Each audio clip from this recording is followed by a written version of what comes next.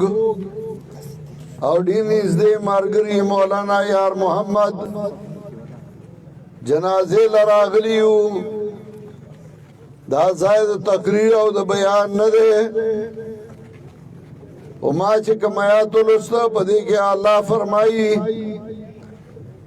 چې الله پوهیږي په هغه چې د زنانو په ګېډو کې په هغې هم الله پوه دی چې د هغې عمر کمیږي او زیاتیږي او هر یو شی د الله څخه په یو اندازه باندې دی انسانان دنیا ته په ترتیب باندې را رواني او کله چې دنیا نه ځي نو بیا بې ترتیبه ځي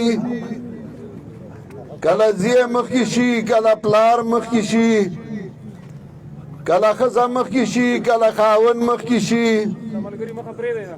او دا د الله خپل یو نظام دی